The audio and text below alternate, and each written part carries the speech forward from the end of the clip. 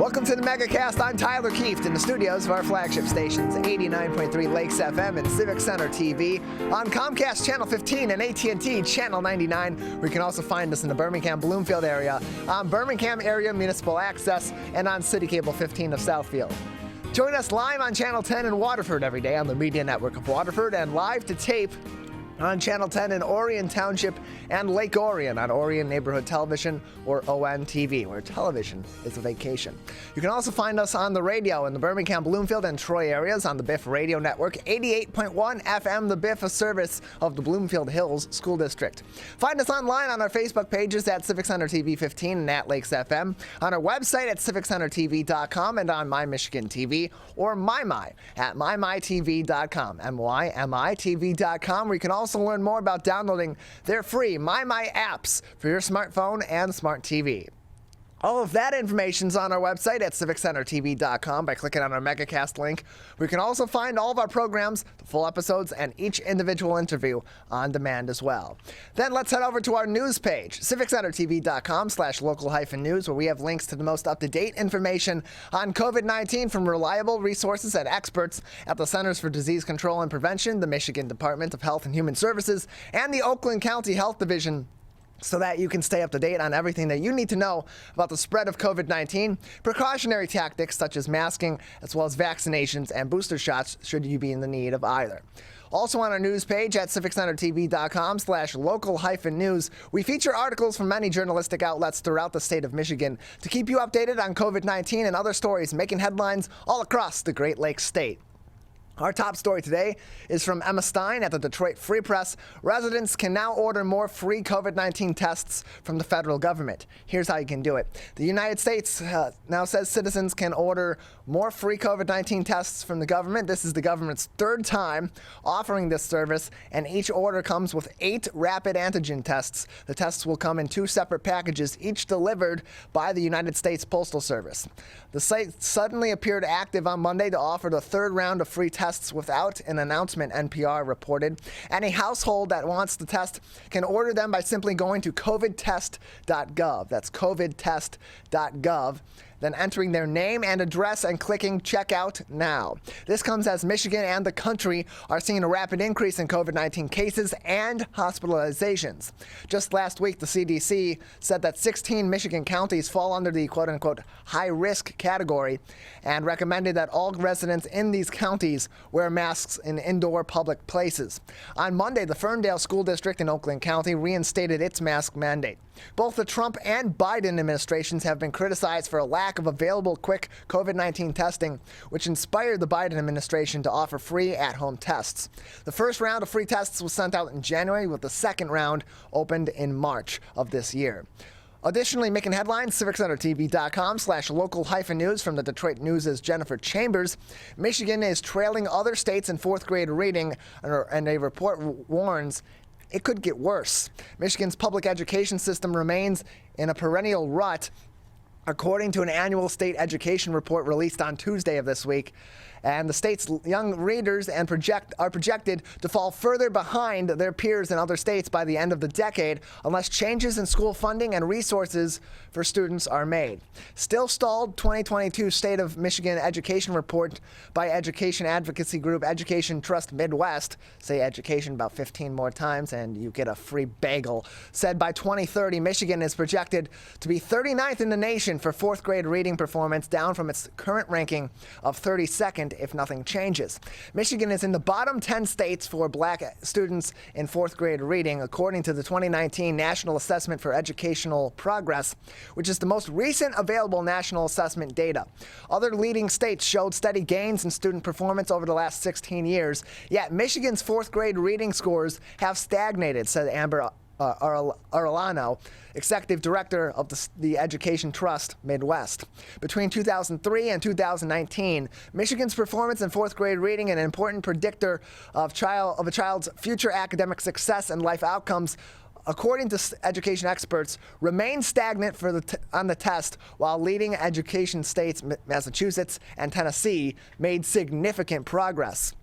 With the release of the report, the statewide coalition of businesses civil rights, and civic leaders called on state leaders to invest in and accelerate the educational recovery of Michigan students. It also comes amid growing concerns about Michigan's economic competitiveness and its connection to the state's educational outcomes. Alice Thompson, chair of the Educational Committee at the Detroit branch of the NAACP, said if Michigan had a fair school funding system, its Black and Latino students, English language learners, students with disabilities, and students living in high poverty districts would receive a 100% weighted, equitable funding formula. Quote, the funding would eliminate the achievement gap and foster a solid path for mastery of grade-level proficiency, embodied with a high degree of social and emotional support, Thompson said.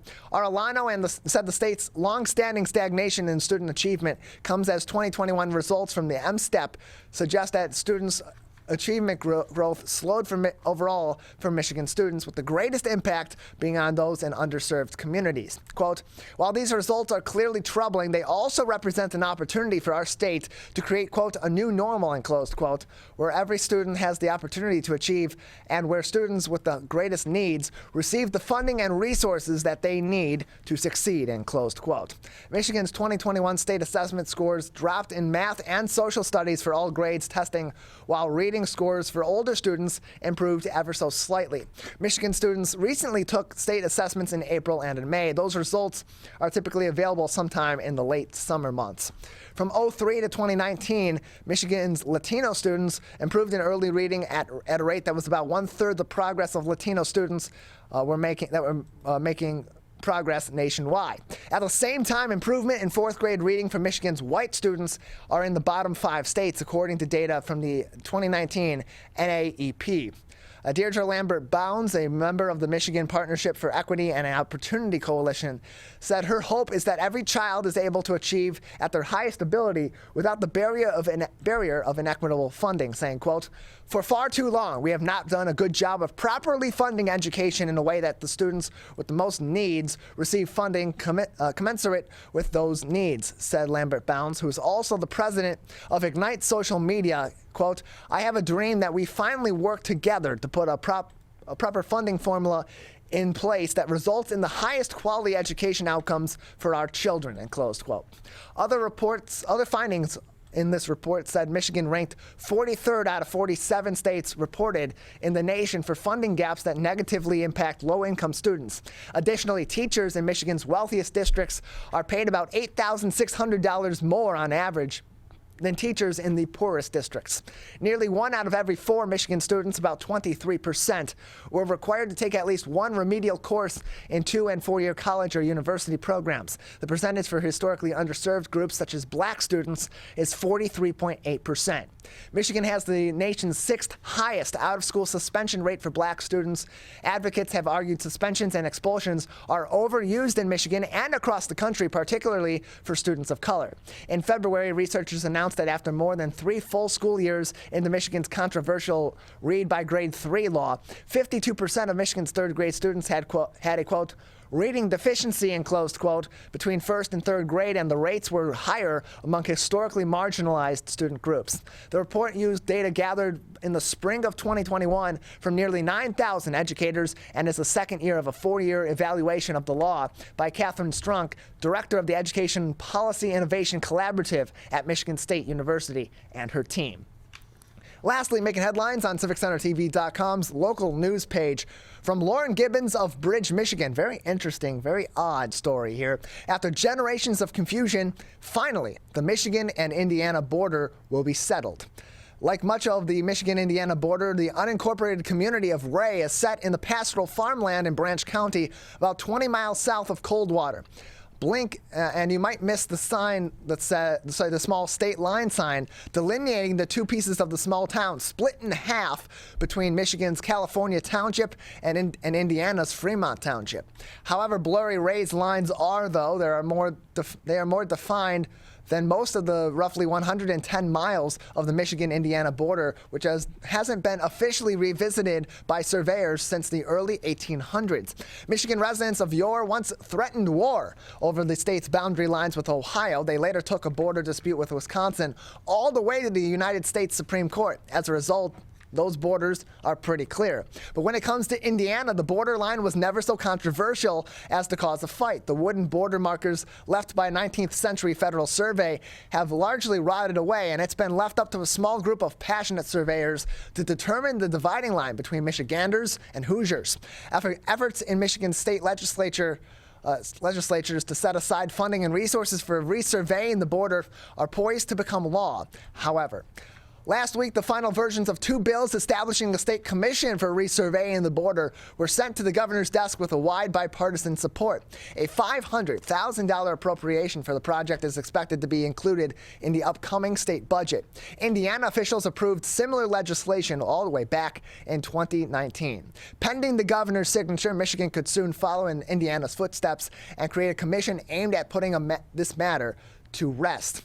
It's known as a quiet border. Start asking about the porousness of the Michigan-Indiana border, and you'll get directed to Jack Owens, a longtime licensed land surveyor based in Roscommon, who has led efforts to clean up the state boundary. He calls it, quote, a quiet border, and close quote, because most of it isn't marked by a road or other noteworthy boundary, and the wood posts used as mile markers during the federal 1827 survey of the border have long since been lost to nature. Property owners and locals typically have a decent idea of where the line is, however, Owens said, but without the official posts, it's technically a guessing game, meaning that the generally agreed to border could be off by a few feet in some areas. Since most of the border stretches among farmland, it wasn't much of a priority to keep up on the surveys, Owen said, calling it, quote, a story of benign neglect, end closed quote. So now comes the part where we clear up the confusion. Contentious border-based disputes along the Michigan-Indiana borderline are relatively rare, although not unheard of. Owens recalled an incident where an attorney contacted him about a car crash north of South Bend, where it was unclear whether to file a lawsuit in the state of Indiana or here in the state of Michigan. Other states have also gone back to resolve their historic borders in an effort to avoid litigation, including North and South Carolina, where efforts to reestablish the 334-mile-long border were conducted between 1995 and 2013 after a dispute cropped up between two border counties. As a result of the survey, 47 residences were split and 19 residences changed states. According to South Carolina's Revenue and Fiscal Affairs Office, the process was started in part to avoid costly, time-consuming litigation that cropped up between South Carolina and Georgia over 25 miles of state boundary. The South Carolina-Georgia dispute cost South Carolina $10 million and involved both the U.S. Supreme Court and Congress. For those used to life on the edge of Michigan, fluidity between the state and Indiana hasn't caused many noticeable problems.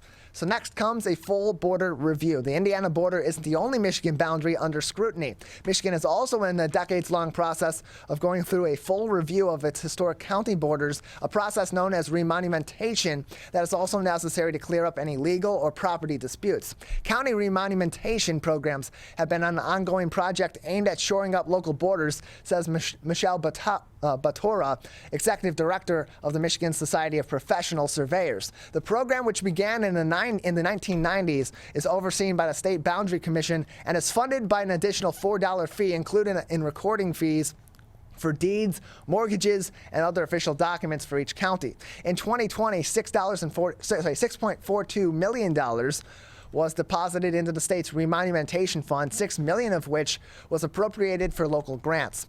There's a sunset, however, on the funding that's set for 2023, and that would slice the additional fee for remonumentation in half to just $2 per interaction, although the hope is that the deadline could be extended, Batora said.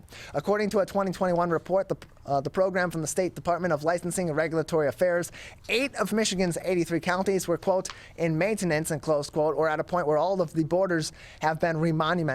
The money currently collected from the fund is, quote, the minimum amount needed for the program to progress at an acceptable rate, and close quote, the report reads. Progress on remonumentation was significantly hampered by the pandemic, and it could take 24 years to complete the remonumentation in all counties if each year was equivalent to 2020, according to the report. Once remonumentation of the entire state is complete, the state estimates the perpetual amount to maintain the boundaries will require about $6.5 million per year to maintain all of the boundaries on a 40-year cycle. You can find all these headlines on CivicCenterTV.com's local news page, as well as those ever helpful links to the CDC, MDHHS, and Oakland County Health Division's COVID-19 information. We have a great program ahead on this Tuesday edition of the Oakland County Megacast. Coming up next, Tyra M from A Girl Like Me Incorporated will join us, and then at the bottom of the hour, Vik from Diamonds Direct in Troy joins us on the program. That's all up next on the Oakland County Megacast. Parents do a lot of worrying. Get your kids caught up on childhood vaccines to protect them from these 14 preventable diseases, and you'll have 14 fewer things to worry about. Vaccines are safe and effective and save lives. So let's get caught up on vaccines and worry about something else. Get the facts at ivaccinate.org. We may come from different organizations, but we work together to protect the Huron River for everyone. Most of the pollution that goes into our rivers is carried by rainwater that flows off of roads, parking lots, and rooftops. The leaves and bark of a single tree can retain a surprising amount of rainwater. Depending on its size and species, it could be 100 gallons or more. It is estimated that an urban forest can reduce annual runoff by up to 7%. Here's one thing that we know can help keep our water clean. Plant a tree. Plant a tree. Plant a tree. There's one water, and it's ours to protect.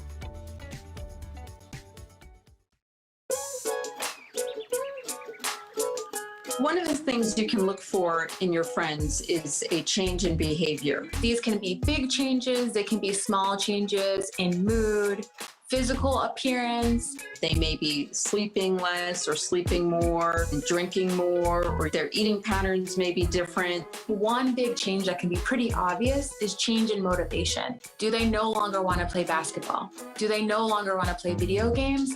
Now that we're spending more time online and in virtual settings, it's really important to pay attention to the language that your friend is using and the words they're using to communicate. So when we text our friends, are they taking longer amounts of time to respond? Are they not responding at all? You don't have to be an expert to try to recognize these signs. The second that you feel it in your gut and that you're concerned, that's the second to have the conversation and open the door to what might be going on.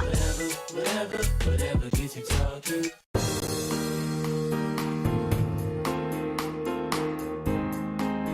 Welcome back to the Oakland County Megacast. I'm Tyler Keefe. To learn more about the program at CivicCenterTV.com/Megacast, where you'll also find information on our entire network of stations, including My Michigan TV.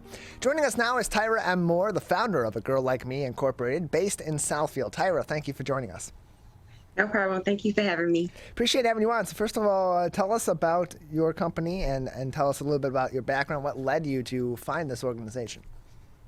Okay, so yes, A Girl Like Me Inc. is a nonprofit organization that helps girls, teens, teen, and young moms up until the age of 25. We provide free diapers, wipes, feminine products, new and used gently baby items, and clothing. We also run a mentoring program every Saturday for girls, teens, and teen moms up until the age of 17. I started this organization because at the age of 14, I gave birth to my daughter.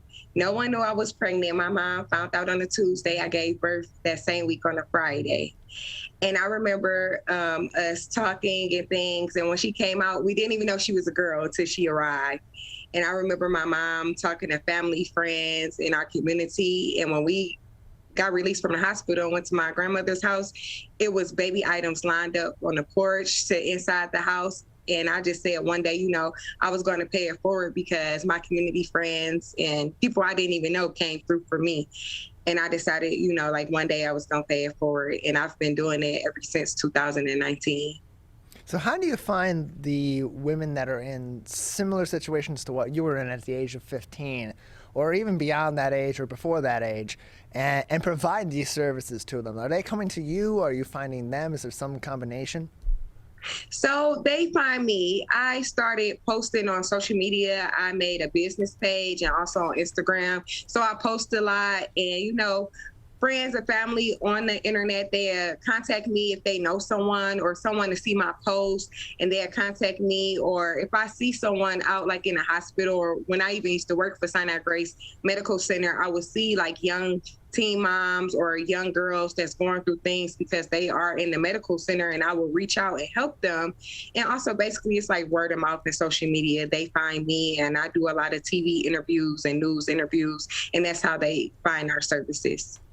We're joined by Tyra M. Moore, the founder of A Girl Like Me, Inc., located in Southfield, joining us on the Oakland County Megacast. More information can be found on their website. Just visit agirllikemeinc.org. That is agirllikemeinc.org for more information.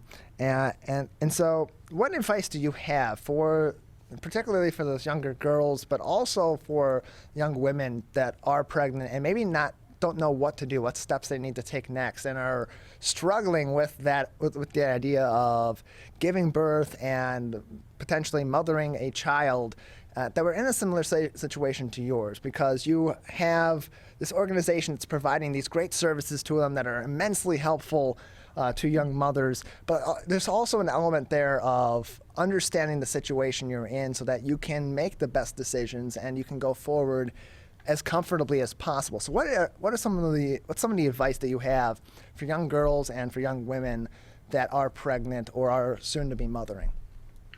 Yeah, so the advice I would give would just be patient. Everything will work out as it should, because everything happened for a reason. A lot of these teen moms, they're not fast. They're not just out here trying to have kids and things like that. Just like me, I was an honor student. I just fell in love with a boy. I thought I was, like I said, in love. And, things happen in some situations. Some girls get raped, and of course they don't know what to do. But by me having this program, I teach them what to do, how to do it, and when to do it. If they have any questions on what type of prenatal care you're supposed to take, or resources to reach out to different clinics and hospitals if they're scared, I'm there with them and for them, going to them to appointments and just providing them all the necessary needs they need to take care of their baby and also be healthy. And a lot of things I just want moms to know is that there is support out here. If you really want the support and need the support, you can contact us. You can contact other resources that helps teen pregnancy or young moms with pregnancy if this is their first child, even if it's their second child, because the second time around, it's not the same as the first. So you still would need that support system. And that's why, like, as a community, everyone that I work with, like, everyone comes together, even my family and friends, they help out with moms. It's like kind of like a sister friend type situation. We'll help out if we can get products.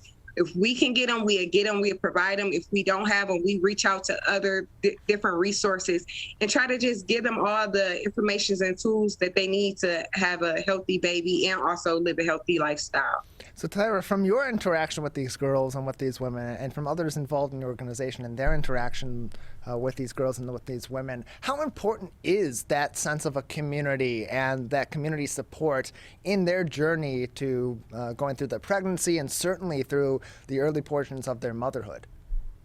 Well, I think having that community involvement is very helpful, because some of these girls are alone. The father may not be in their life.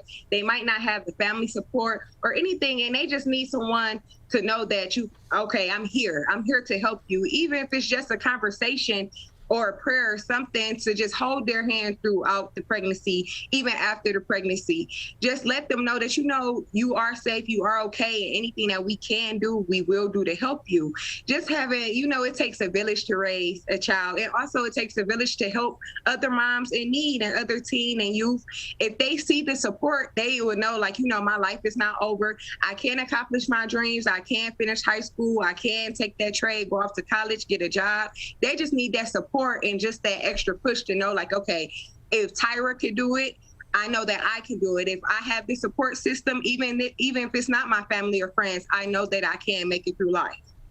More information on their website at agirllikemeinc.org, agirllikemeinc.org. For more information, we're joined by Tyra M. Moore, the founder of A Girl Like Me, Inc., joining us on the Oakland County Megacast. And you have a number of different great events that are able to help provide support to these girls and to these women through your organization. One of those is your Girl Like Me Inc. prom. You have scheduled for this July. Tell us about that event and how people can participate. Yeah, so I was so excited to do this prom. I had it planned for last year when I turned 30, but I was like, okay, let me try again this year. So we picked 25 girls and women ages 17 all the way up to 100 years old that never got the opportunity to attend their high school prom, including myself. I never got a chance to go to prom.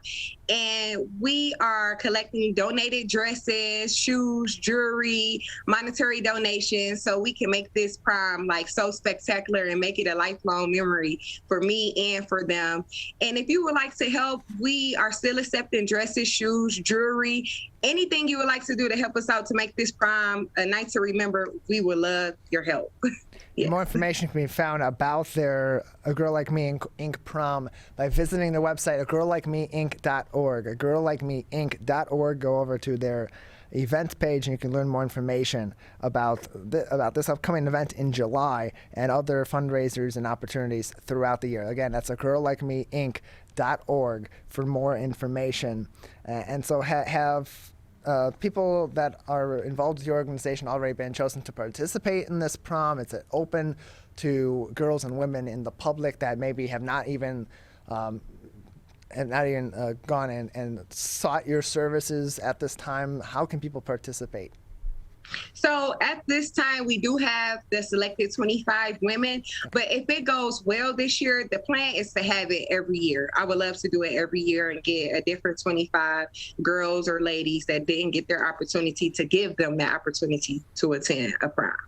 So not everyone that would necessarily be involved with your organization is currently in need of the services. Sometimes they're just people that want to help. What sort of volunteer opportunities are there for those that want to get involved in your organization and help these girls and these women through their journey with pregnancy and raising a child?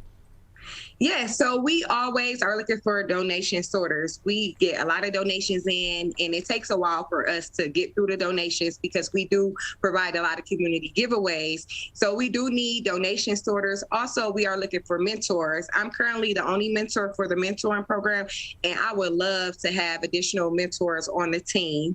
We also are looking for just people that just want to come out and help set up or break down events or come help out with an event, and also provide, if you have diapers that you would like to give, we always are in need of diapers and wipes. That's one of the main things we provide to the moms. And like our bigger sizes are the ones we don't have a lot of, which are size 5 and up. So if you would like to participate in donating, we also take new and used, gently used baby items, baby clothing, like bottles. We take pacifiers, we take strollers, any baby item you can think of, we take it as long as it's new or gently used.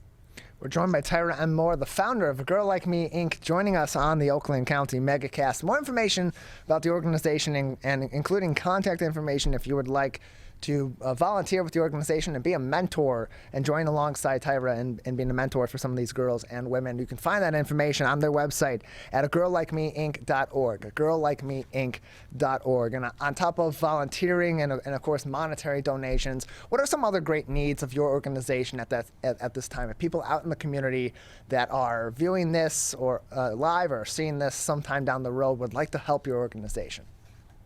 Yes, well, currently we are located in Southfield, but we get so many donations in, and also we want to expand our mentor program and add like baby classes for the moms, such as emotional support, breastfeeding, but we don't have big enough space. So if there's any space out there in Detroit area, Southfield area that needs a tenant, we are looking to expand our services and have a bigger space so we can serve more moms in need, teens in need, girls that just want to talk, and we just want to help more people, and we need the community help so we can reach and help a brighter community.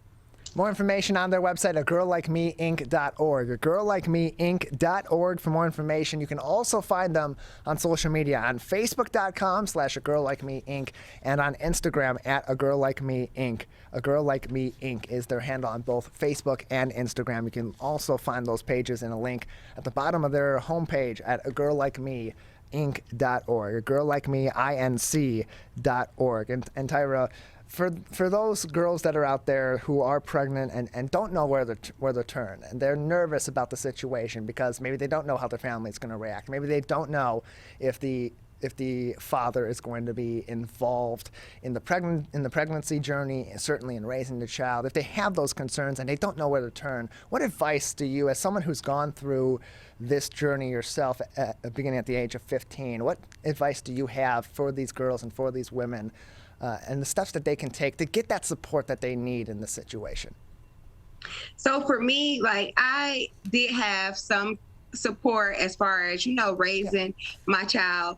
But, I figured out a lot of things on my own. I read books, I watched shows, and I just did what I thought was best for my child. And this one, actually, she'd be 15 and she's great. She's awesome. She's perfect. So what I would say is reach out to me. I take phone calls all throughout the night, all throughout the day. Anything that a teen or a young mom may need and I can provide, I will help them with. Even if it's just a conversation, I will help them with all the tools and the necessities needed to take care of themselves and their child. And if I don't have all the answers or all the materials, I will reach out to other resources and send them to other resources. And we all will come together, make up a plan and see how we can help them in the long run and have them prepare for their child and just have them to, have a nice life, do the things that they want to do, accomplish their dreams and their goals while raising their child.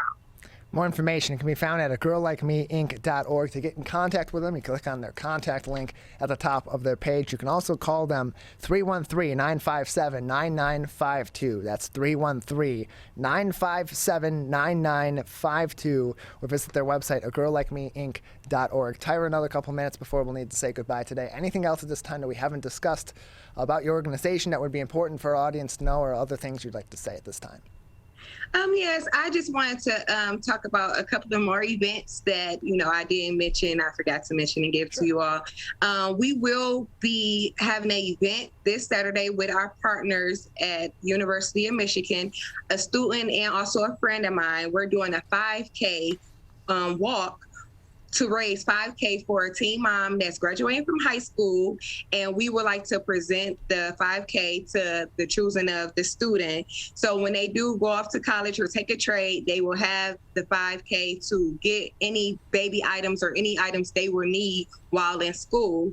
And then the following Saturday, we will be having a community giveaway, which will be giving away clothing for the whole family, baby items. We will be having Wayne County Health Mobile Unit coming out doing free testing, and we will have some free diapers and feminine products as well. Tyra, thank you so much for joining us. Thank you for having me. More information, again, can be found on their website. Everything you need to know about Girl Like Me Inc. can be found at girllikemeinc.org. Girllikemeinc.org. Their phone number, 313-957-9952. 313-957-9952. You can also find them on social media, on Facebook and on Instagram at A Girl Like Me INC. We're going to take a break on the Megacast, and when we come back, bright, shiny, colorful, beautiful diamonds. We'll talk to Vik and Jennifer from Diamonds Direct, now located in Troy. Next, this is the Megacast. Whether you're the city, The county. or the Huron River Watershed Council. We work together to protect water resources for everyone. Most of the pollution entering our rivers is carried by rainwater that runs off roads, parking lots, and rooftops. a rain garden helps catch stormwater runoff. Rain gardens and their plants help dirty runoff soak into the ground. You can do your part to help keep our water clean. Learn about rain gardens and native plants. So consider a rain garden in your home landscaping. Catch the runoff with a rain garden. There's one water, and it's ours to protect. I couldn't breathe at all. There was lots of talk about putting me on a ventilator. I thought I was gonna die. I was 39 weeks pregnant and had a scheduled C-section. During that time, I got COVID and was hospitalized for a month. I had a blood clot in my lungs. It caused me to go into right-sided heart failure. I was really scared. I kept texting my husband and my mom, telling them how scared I was, and I was worried that he was gonna grow up without a mom. And then I was worried if when I did get home that he wouldn't know who I was. You know, being 27 and a mom and a wife and having that all almost taken away from me. It's scary, and if a vaccine can prevent that from happening, why not? Get your vaccine. I don't want this to happen to anybody else. A message from the staff of Michigan's Crime Victim Compensation Program.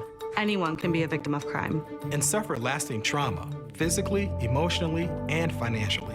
But you are not alone. If you're struggling financially due to a crime, we're here for you. Find out if you qualify for crime victim compensation. Call 877-251-7373 or visit michigan.gov/crime-victim. A message from the Michigan Department of Health and Human Services, Division of Victim Services. You see certain things get reincarnated in your children. My daughter is very much inspired by my wife's artistic pursuits. So my daughter started making necklaces. She makes what we call affirmation fashion. I tell her every day that your black is beautiful. Your black is beautiful. Your black is beautiful. And if there's anything better than being beautiful, it's being smart. And if there's anything better than being smart, it's being kind. And reaffirming that every day is our method of making sure her chin never drops. My dad wasn't around, and I remember riding a bike and falling off and cutting myself, and me never just wanting to get back on it.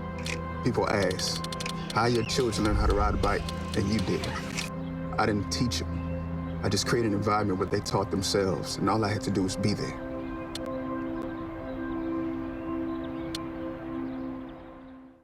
Whether you're the city, the county, or the Huron River Watershed Council. As partners working together to protect our water resources, we agree. Pet waste is the source of harmful bacteria in the Huron River. When it's left on the ground, it can wash into the storm drains. These lead directly to our streams. No filters, no treatment. Here's one thing we know that can help keep our water clean. Pick up pet waste and trash it. Pick up pet waste and trash it. So pick up pet waste and trash it. There's one water, and it's ours to protect.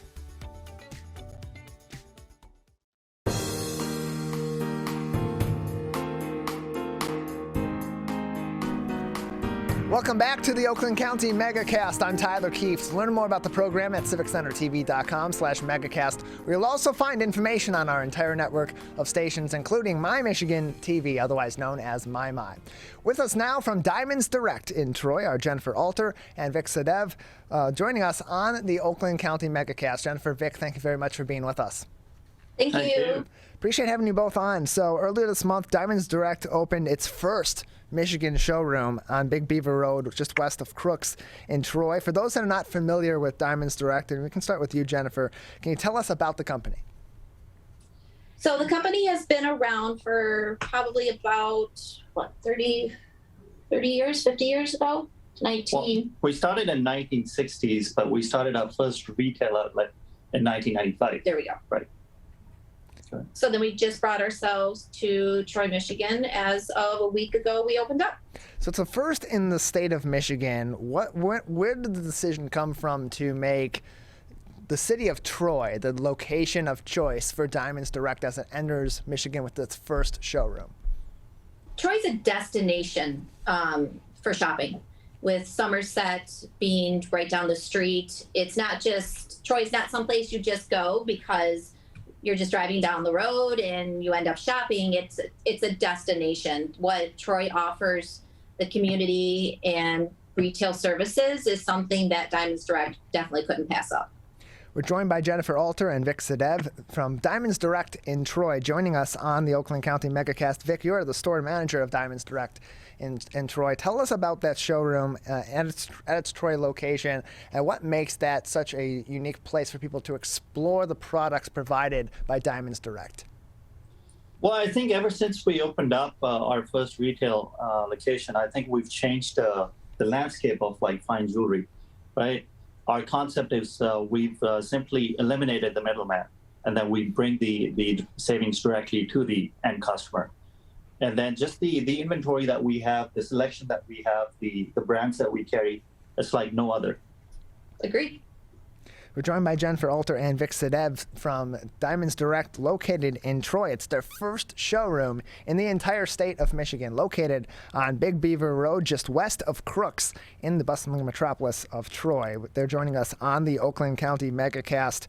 And so it owns its own diamond mines for ethically sourced diamonds and cuts out the middleman, as you said, and as is marked on your website. So as you're putting these products together and you're then getting them to market and getting them to the consumer, how does the process that Diamonds Direct goes through to bring these products to market, set them apart from other competitors in the local area here in Oakland County, but also across the board in all the places that Diamonds Direct is located across the union?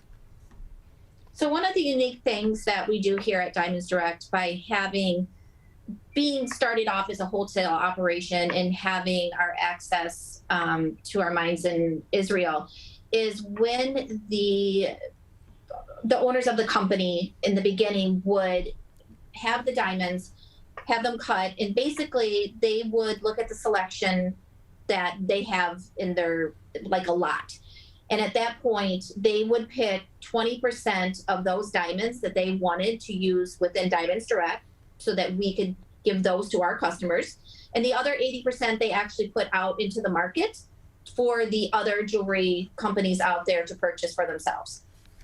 We're joined by Vik Sadev and Jennifer Alter from Diamonds Direct in Troy, joining us on the Oakland County Megacast. Their location is at Big Beaver Road, just west of Crooks, in the city of Troy. You can find them there in their store. And so tell us about some of the products, Vik, that are featured at Diamonds Direct's location in Troy for those that may be looking to purchase some jewelry and want to purchase some in the local area. Well, I would say we're the one-stop shop for all the bridal necessities. Any brand, any product that you can think under the roof, we have it. If we don't have it, we'll create it for you. And we're not your conventional jewelry store. You have to come in, check us out to see the Diamond Direct difference.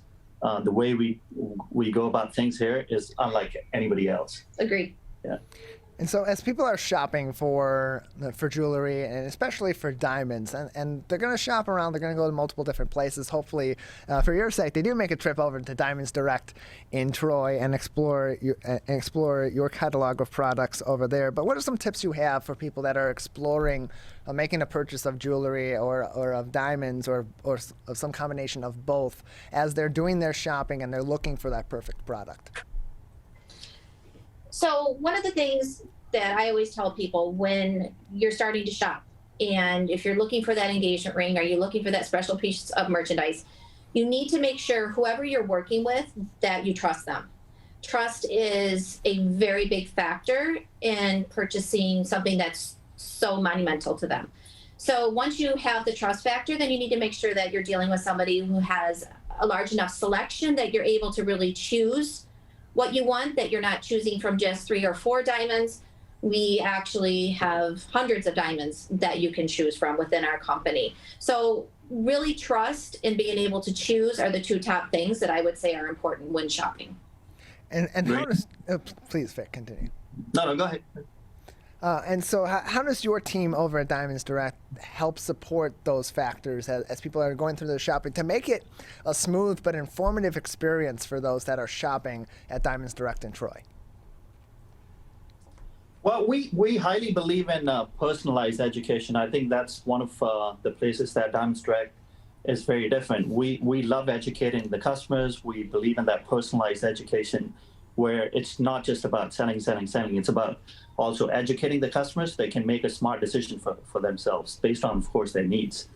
More information can be found on diamondsdirect.com. That's diamondsdirect.com for more information about the entire company and about their location in Troy. The first showroom in Michigan for Diamonds Direct, located on Big Beaver Road, just west of Crooks in Troy, Michigan. They are joining us on the Oakland County Megacast. We're joined by Jennifer Alter and Vik Sadev from Diamonds Direct in Troy. And so in terms of the business side of things, how has some of the qualms of the current market across the board, the supply chain, certainly inflation and gas prices, how has that all affected the business of selling diamonds and jewelry? Has it had a big effect there as it has in so many other industries, especially in retail? Definitely being in retail, during everything that's happened within the last couple years, we've noticed that people have had to cut out a lot of things that cause in their social life, traveling, dinners, hosting parties, all of those things, unfortunately, people just had to eliminate. So any of the money that they used to put aside for their family vacations or their entertainment, they actually have really invested in it into retail products. So anything of a luxury brand within the last couple of years has definitely increased.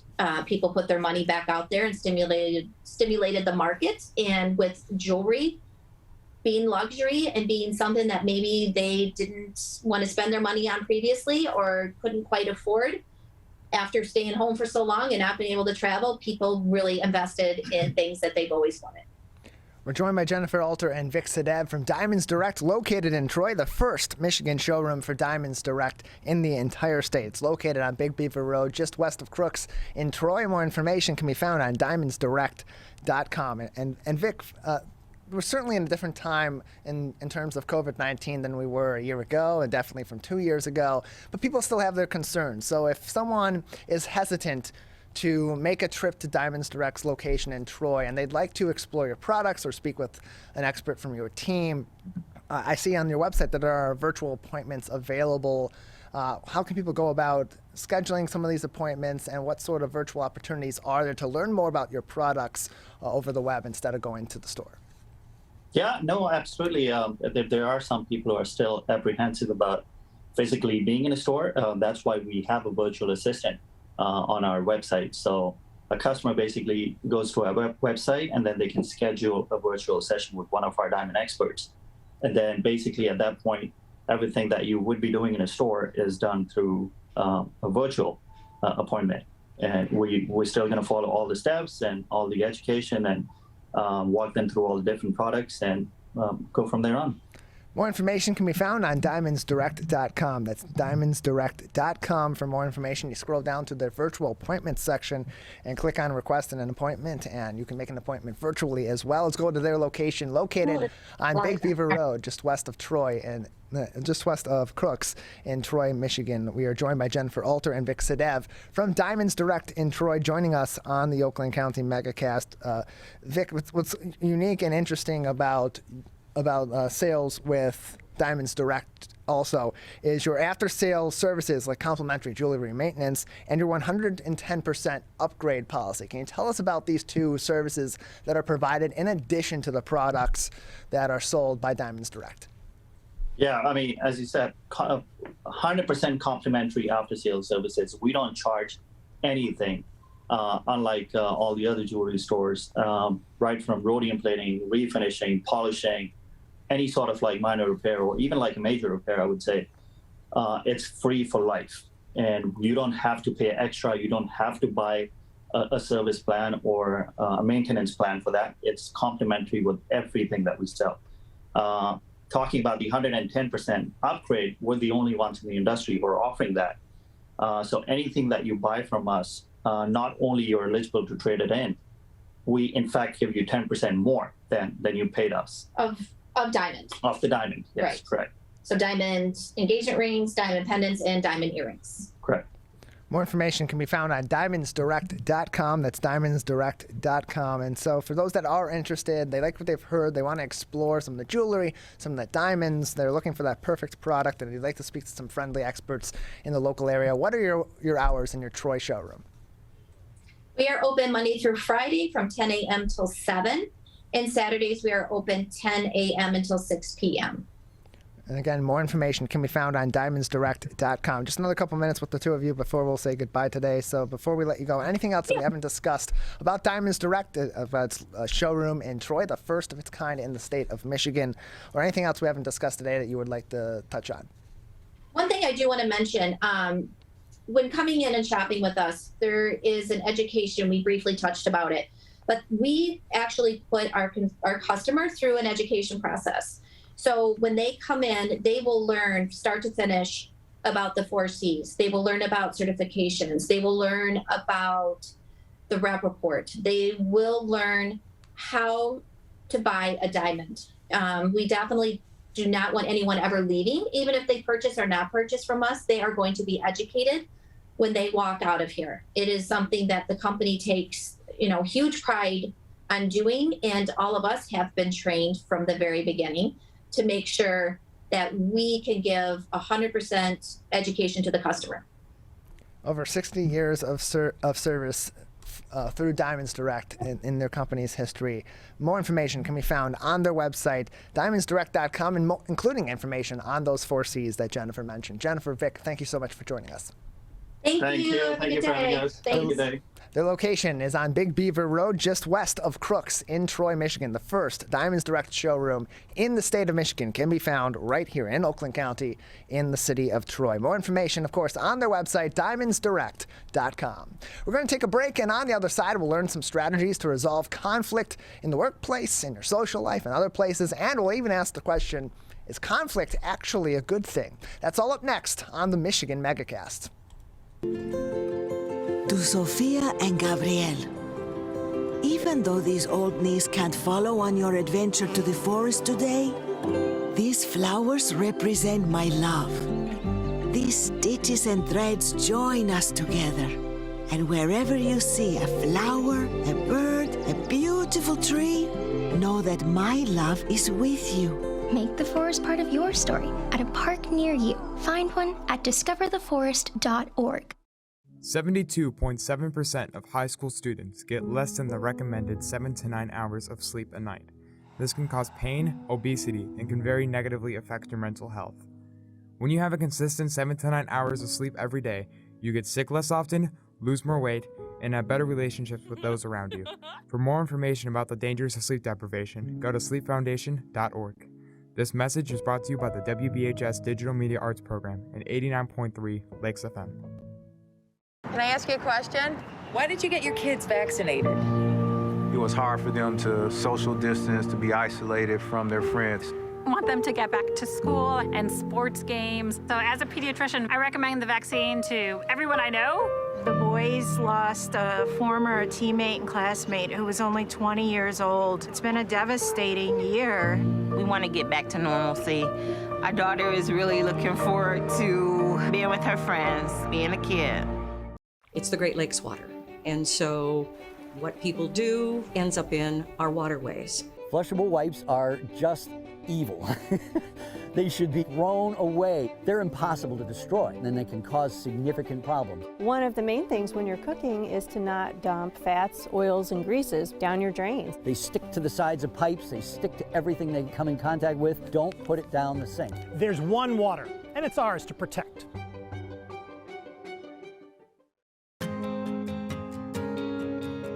When times get dark, we can't see the help that's all around us. When you don't know where to turn, let 211 be your guiding light.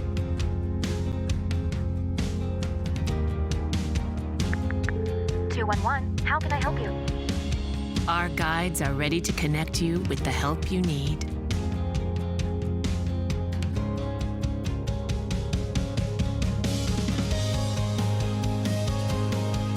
For help with food, healthcare, mental health, and other resources. Call 211 or visit 211.org. 211. Get connected, get help. We may come from different organizations, but we work together to protect the Huron River for everyone. Neighborhood storm drains carry water directly to local creeks and streams. No filters, no treatment. Storm drains also help reduce street flooding when it rains. So clearing storm drains and the areas nearby of trash and leaves helps keep them for rain only. It is easy to do your part by adopting a storm drain. Find a storm drain, check it, and clear it every month. So keep storm drains for rain only. There's one water, and it's ours to protect. We as Michiganders feel connected to this resource in a way that I think is really powerful. Conservation starts with a caring, committed community. For me, it's peaceful to have a relationship with the river. Every single one of us has a role to make sure that those waterways stay safe and healthy, being careful about what goes down the storm drain. Just even eliminating some of your single-use plastic makes a difference. There's one water, and it's ours to protect.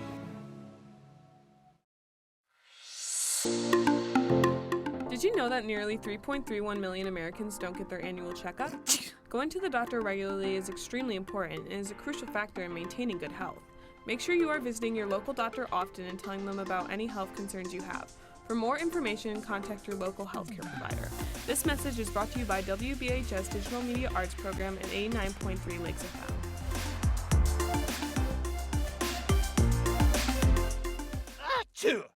People are getting out to walk and bike in higher numbers. More vulnerable road users and higher speed traffic can be a dangerous combination. Crash severity has increased, so if you're driving, be sure to slow down and look for people. There's no need to speed. If you're biking, ride with traffic. If you're walking, avoid stepping into the road if possible. If you have to walk in the street, walk facing traffic. Learn more at walkbikedrivesafe.org.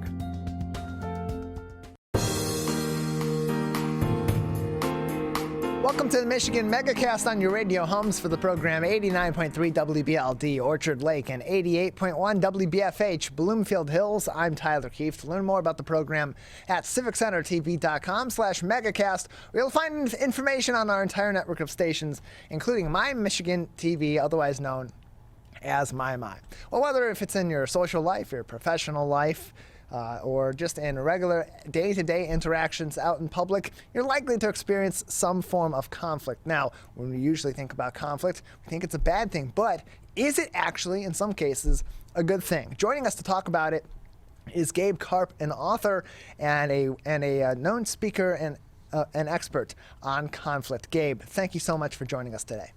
Thanks for having me on. Good morning. Yeah, good morning to you as well. Appreciate having you on the program. So first off, can you just give us a little bit of your background and how you got into your current work, how you became an author? I understand you began your career as a trial lawyer. Yes, that was a long way away from where I am now, but began my career as a trial lawyer. Never planned to go into business or anything like that. I was a litigator, so I was in court quite often. Did a lot of commercial litigation, which is what I call business divorce, and also some legal malpractice work. So our firm was suing other lawyers for screwing up, which if you think about a lawsuit being contentious, those lawsuits were super contentious. But it was great. It was great training. Imagine someone who cross-examines people for a living and who hates you. And you learn a lot about anger and how the energy can flow in a room and in a dialogue, and how to, at the time, if someone was angry with me, I tried to get them even more angry. I tried to get them as angry as I possibly could because it would just work to my advantage. And I was a litigator for about 10 years and then left the private practice law and joined a small startup, which was a whole other story that would take too long to get into now, but joined a small startup, maybe about 20 people or so when I joined. And we grew pretty fast to over 500 people. And while I first started out as the legal guy, pretty soon I was taking on lots of non-legal responsibilities, operations teams, and working with lots of leaders and helping grow other leaders in the company. And we started throwing off some cash. So we started to look for other companies to acquire, and I headed up those efforts and did the M&A stuff on those. And then we'd acquire companies and integrate them. And throughout that entire process, throughout being a lawyer and then working in business, anytime I would look backwards, maybe 6 months or a year, to try to inventory how I had been spending my time, I was always gravitating toward conflict. it used to be I was trying to create conflict and mix it up and stir it up. But then in business, I was seeking out conflict, rooting out conflict to figure out where the friction points were so that we could eliminate them and just be more efficient and grow faster. And the same patterns of conflict I saw in litigation were recurring in business and in personal lives too. So it wasn't, the only common denominator was human beings working with one another, dealing with issues. And I started getting pattern recognition when I'd run into a problem and I'd say, wait a second, I've been in this situation before. It was different people, different dates, different facts, but it's the same structure of a problem. It's the same anatomy of the problem. And I started working on some tools to resolve them. And the great thing is that the same tools that can resolve conflict in a lawsuit or in a really difficult issue dealing with a client can be applied in any walk of life. And it doesn't matter if you're in the boardroom or in the courtroom or in the break room or in the parent-teacher conference or the bar or the Thanksgiving dinner table with a drunk, angry uncle spouting off about politics. It's the same patterns and the same tools. And then we sold our company. It was a successful exit. And since then, I've been into venture capital and working with the CEOs of companies that I'm on the boards of and seeing the same patterns over and over again. Only now I've got a pretty full portfolio of mistakes that I've made in the past. So I can see those patterns, and CEO tells me that something's going on and I say, oh yeah, I did that. I screwed that one up really bad. So I can certainly tell you, don't do what I did. maybe try this instead. And it's just really interesting to me how all of these things kind of come full circle. And again, same patterns. And I have sort of identified what I call toxins in conflict. And these are things that naturally occur in human interaction, anger, fear, judgment, ego. And in the right amounts, those things are great. They drive progress. They cause us to fix things that are broken. They help us avoid problems. But if those elevate too much or they get too low, they become toxic and the conflict becomes toxic. So I like focusing on detoxing the conflict and then taking the healthy conflict and leveraging it to drive success. And if you think about it, probably any time in your life that you feel that you really grew from an experience or that you benefited from it, that was you working through conflict in a healthy way. Or maybe it didn't work out well for you, since you got from that, put you in a much better position to deal with a similar conflict in the future in a far better way. So, Gabe, when you mention good conflict, so often when people discuss the idea of a conflict being in place in any environment, it has this negative connotation. But like you said, there are certain kinds of conflict that can be very constructive in many different environments. Can you define what is good conflict and how to recognize that, okay, there's a conflict in my work situation, in my family situation, in my social life, but this is good. This can build something better in this relationship? Yeah, sure. One premise to that question is that conflict is inevitable. And one of the myths out there, the common misconceptions, is that conflict is a bad thing and should be avoided. So I would say anyone who tries to avoid conflict is trying to avoid the inevitable. And that usually makes it worse. When you avoid a small conflict now because it's uncomfortable, that will allow it to fester and grow and develop into a much bigger conflict that's going to hit you eventually. So I would say this: most conflict comes from a difference of opinion or a difference in goals between people or groups or teams. And to me, that's a good thing. To recognize those differences and to be able to work through them allows you to pick the best solution, because no one person has all the answers. And everyone can benefit from a contrary viewpoint. And the ability to hear that viewpoint, to make your viewpoint known to someone who disagrees with you, allows both sides to come up with something that has collective benefit for everyone involved. Let's get specific. Let's say there's a leader who has an underperforming team member on their team, and they've got some harsh feedback to give that person. Tell that person things that they is not going to want to hear because it's going to make them feel bad.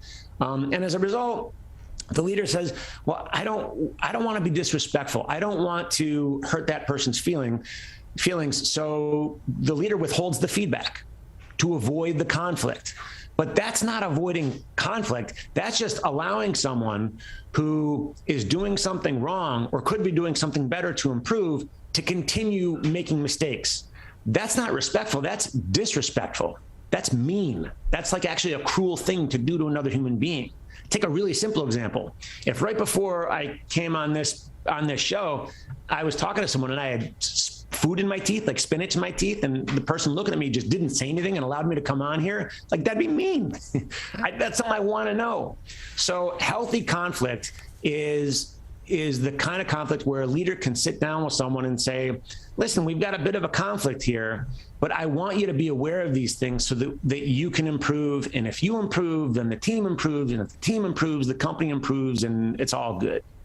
And what can be difficult in the heat of the moment in a conflict or in a discussion that can get a little bit heated because there is a conflict in opinion or a conflict in philosophy, or certainly if there's a conflict in the perceived execution of something in a business sense, there can be this difficulty to take a step back, identify the situation you're in, and try to find the best route out for everybody involved, and identify what you've marked as those toxins. What's some advice or some strategies that you have for taking that step back and identifying in this conflict what are these toxins and how do we address them to turn this conflict into something positive like we just spoke about? Sure. Yeah. Great question. As far as the toxins are concerned, there are quite a few, but I found that 4 account for the vast majority of conflicts that I've experienced and witnessed: anger, fear, judgment, and ego. And when those things when people don't have enough of them or they have too much of them, those are the toxins and they create the conflict. But you also, at the beginning of your question, you touched on something that's really important, and that is in the moment, it's hard because we kind of get triggered inside, like we get amped up. And there are really good reasons for that. And it's very helpful to understand that. I mean, it's nature and nurture.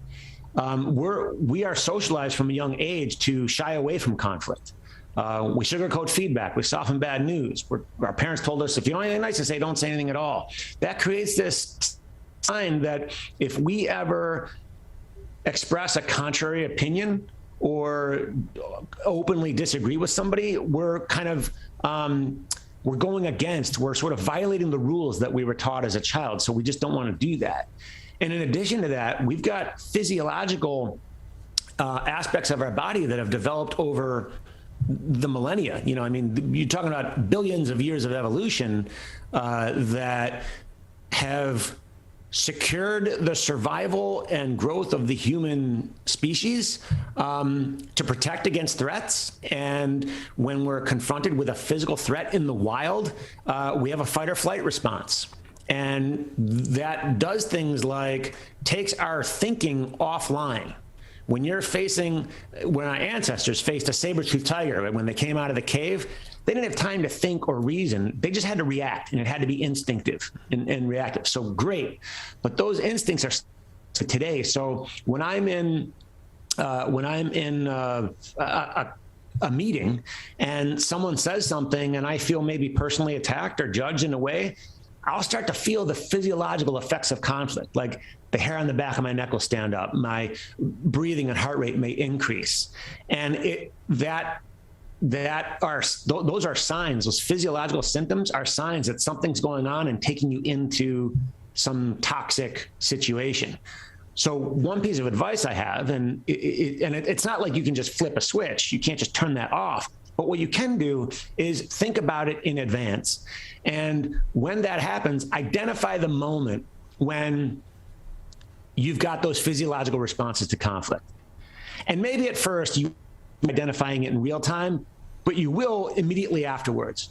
I always tell people, like, have you ever come up with the perfect thing to say in an argument only an hour after the argument ended? And everyone says, yeah. And the reason is that your access to the thinking part of your brain had been shut down during that conflict. So if that ever happens, think back to that moment, because it won't have been that long ago. And you can say, you know what, I kind of get a sense of how I react in those situations.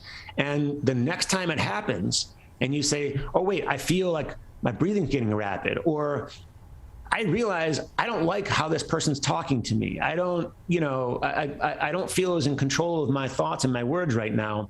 If you can take literally just one breath and hold that space for a second or two, that's enough to disrupt that instinctive response and pull yourself into intellectual awareness. And that gives you power and control. And then there are a number of different tools you can employ to use them. But that first step it's not easy at first, but it's not that hard.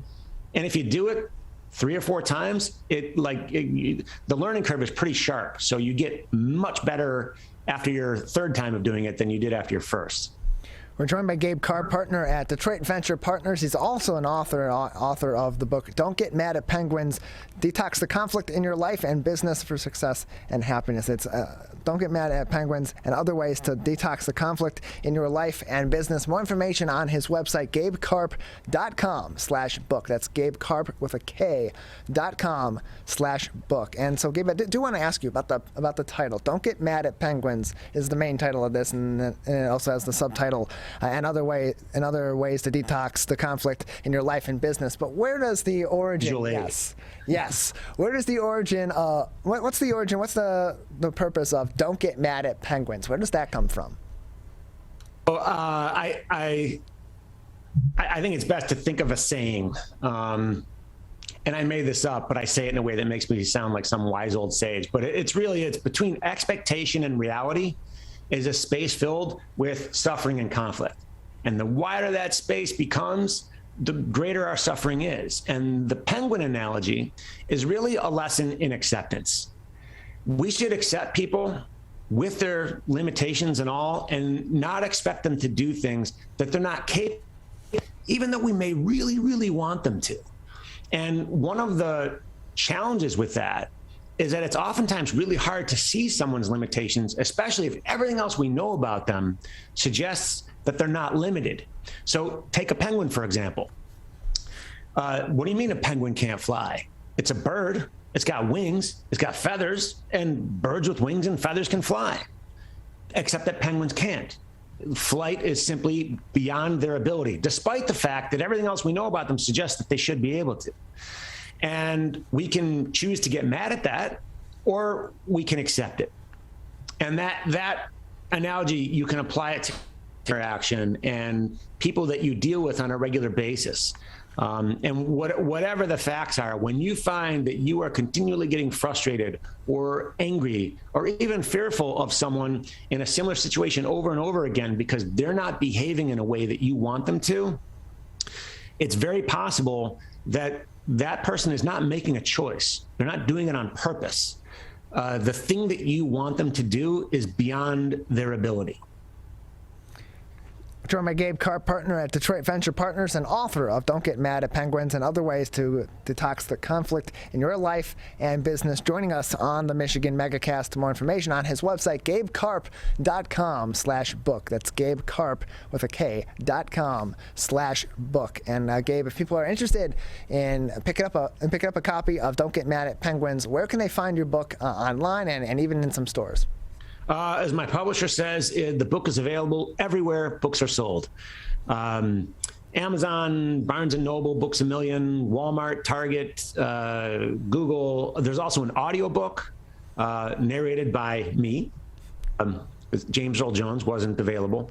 And that's available on Audible, audiobooks.com, Apple, and a number of other platforms. So if you Google Don't Get Mad at Penguins, you'll see all the results you need to order it. And it's a great, it's a quick read. And I'd say it's a great investment for, a few bucks. You can get a new perspective on something you've probably been dealing with for a long time. Yeah, take a couple of the pieces of advice from Gabe in today's program and expand on that with a full book of that sage advice. Gabe, thank you so much for joining us. Thank you. Thanks for having me. It's been fun.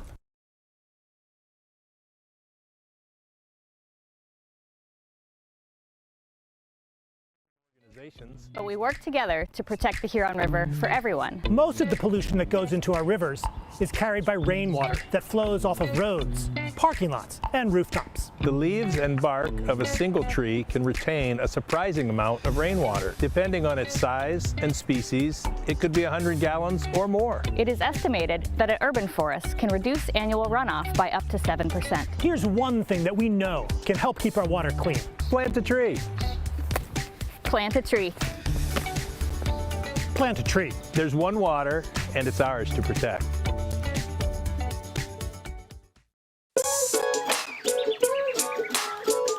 One of the things you can look for in your friends is a change in behavior. These can be big changes, they can be small changes in mood, physical appearance. They may be sleeping less or sleeping more, drinking more, or their eating patterns may be different. One big change that can be pretty obvious is change in motivation. Do they no longer want to play basketball? Do they no longer want to play video games?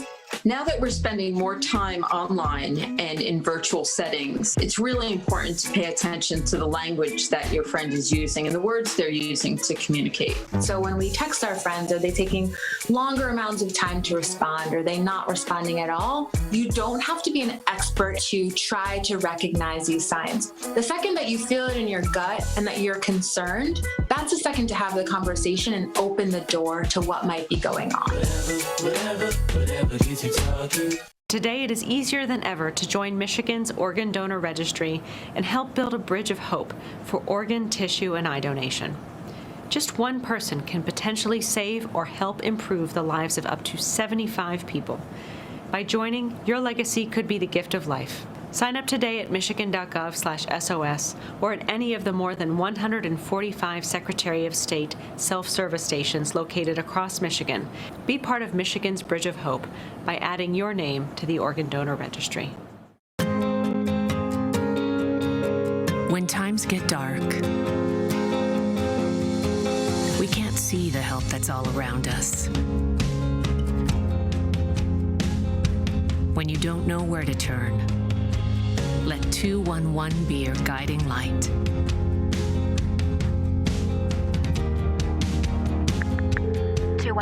How can I help you? Our guides are ready to connect you with the help you need.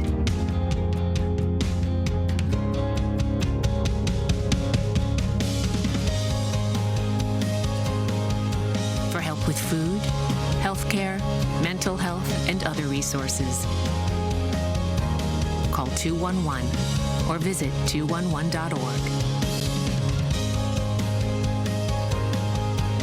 211. Get connected, get help. Whether you're the city, the county, or the Huron River Watershed Council, we work together to protect water resources for everyone. Most of the pollution entering our rivers is carried by rainwater that runs off roads, parking lots, and rooftops. A rain garden helps catch stormwater runoff. Rain gardens and their plants help dirty runoff soak into the ground. You can do your part to help keep our water clean. Learn about rain gardens and native plants. So consider a rain garden in your home landscaping. Catch the runoff with a rain garden. There's one water, and it's ours to protect. I couldn't breathe at all. There was lots of talk about putting me on a ventilator. I thought I was gonna die. I was 39 weeks pregnant and had a scheduled C-section. During that time, I got COVID and was hospitalized for a month. I had a blood clot in my lungs. It caused me to go into right-sided heart failure. I was really scared.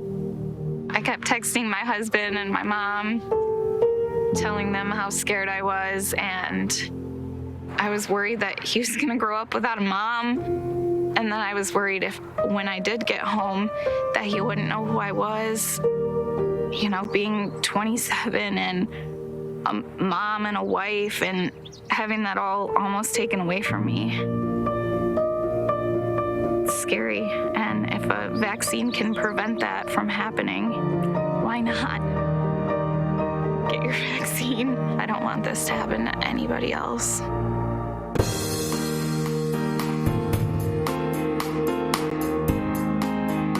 Joining us now is the co-founder of Togo Tiki Software Company, specializing in interactive and 360-degree media out of Bloomfield Hills. Pete Stenger joins us now on the Megacast. Pete, thank you for being with us. Hey, Tyler, thanks for having me. It's great to be here. Yeah, appreciate having you on. So first of all, just give us a little bit of your background and the basic information about your company. Well, my background's kind of interesting. I'm actually a CPA by trade who got into software development about 15 years ago.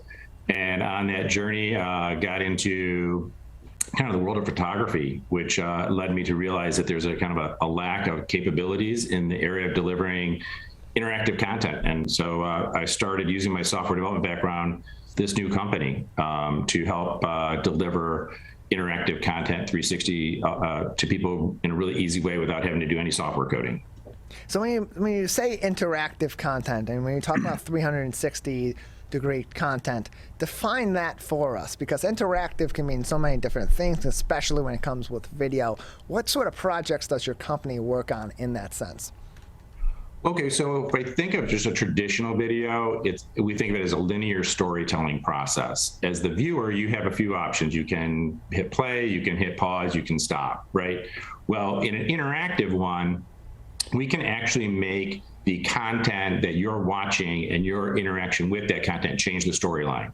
So for example, the video has you walking into a building and the narration says, do you want to go to the right or to the left? You can interact, and by choosing right or left, you can actually direct the storyline to be different, kind of a gamification of a video. So the applications for that we're working on have to do with education and training and resort and spatial marketing. The other aspect of what we're working on that you kind of touched on there is that 360 element. So if you're not familiar with what we mean by 360 imagery, it is a special type of camera that takes a picture in all directions at one time. And it could be a video or a still image. People often are accustomed to seeing this maybe in home tours, particularly during COVID. People would be able to go through a house and see each room in 360. So we've combined that with the video capabilities so that your 360 image can come to life a little bit more by having the video content, the narration experience along with it to really help give telepresence, I guess. And so what goes into making these different videos? Because I would imagine you have to consider all possible avenues when you're telling one story versus the other. It's even just one environment versus the other, especially if you're mentioning like home tours or for educational purposes.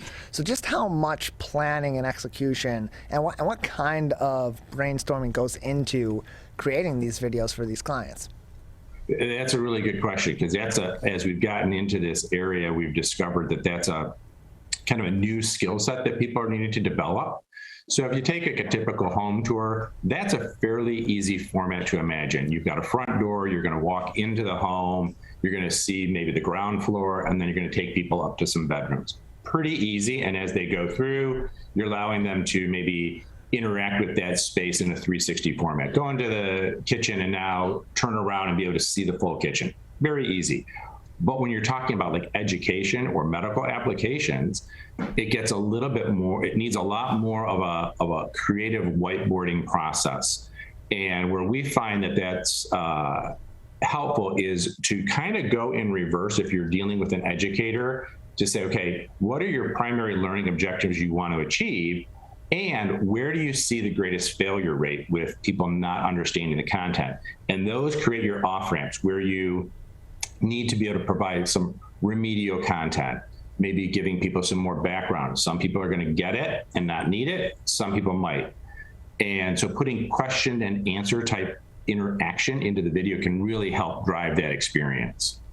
We're joined by Pete Stenger, co-founder of Togo Tiki Software Company, joining us on the Oakland County Megacast. More information on their website, togotiki.com. That's togotiki.com for more information. And so how does the system work for your clients then? Because when they're coming in, they have, I would imagine, very specific things that they want to be interactive or they want to be 360. So just how flexible are these projects for these different businesses, especially for those storytellers that would like to not just tell a story in a linear fashion like you mentioned earlier, but tell it in a way that it's kind of like a web. It has so many different routes that you can go and sub-routes that you can take to tell a similar story or a mix of several stories in one environment. Yeah, so we've kind of taken a unique approach to this. We wanted no coding. The people who use the system don't have to have any software coding experience.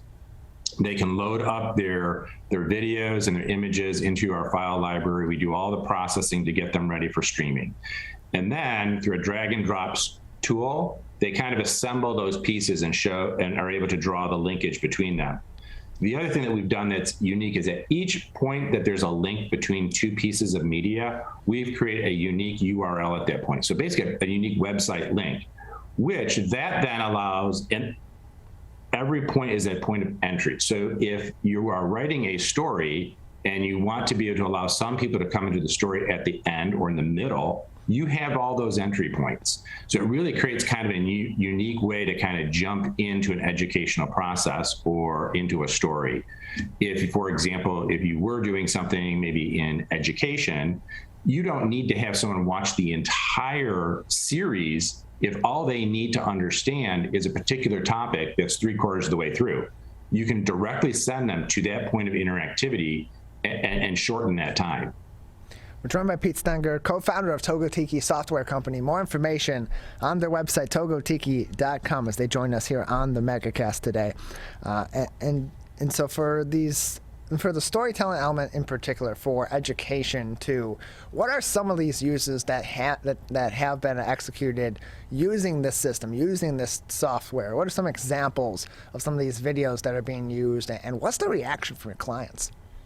So one of the videos that I think is really a neat use case was a hand surgeon who had prepared a 20-minute video that was intended for the medical professional community on the conditions and treatments of various hand diseases, carpal tunnel syndrome, trigger finger, things like that. And what he realized was he wanted to be able to communicate more effectively with his patients, lay people, about the various conditions, symptoms, and treatment options. And he had this 20-minute video. So we took that video and we retooled its content, made it interactive so that it was accessible to someone who doesn't have a medical background. He could direct them specifically to the section if they were being treated for carpal tunnel. Go right to this section. I give you the options to look at the treatments, the conditions, the symptoms, and your options, and they could navigate around. We've all had that experience. We've been to the doctor's office, we listen, we hear, and we get to the car, and we've got 5 more questions, or we don't remember. So this really was an interesting project to deliver not only content to the patient before they met with the doctor, but a take-home that they could go revisit. And so what sort of impact are you seeing on your clients who are choosing these products and services versus a more linear method of training or of educating or of telling a story? How has utilizing your product, your software, benefited them in their eyes? Their feedback from their viewers and their audience is that they really like the experience of being able to choose the content they want to engage with. The retention levels for the content goes up. Video in general is a great learning format because you are not only seeing and using your eyes and your ears, which are 2 auditory memory actions, but when you add the physical action of being able to move in and the decision-making process, you improve retention and comprehension. So people are more likely to remember your product, remember your service, and hopefully make that purchase decision right in the video, because you can have the buy now button right there. We're joined by Pete Stenger, the co-founder of Togo Tiki Software Company, joining us on the Megacast. More information on the website, togotiki.com. That's togotiki.com. And I understand that for those who may be interested in trying out this interactive video software, that you do have a free trial available. Yeah. There's a free 30-day trial and free demos, free training sessions. You can go on our website, click it. You'll get with myself or John or any of the other people that we can get you up and running really quick.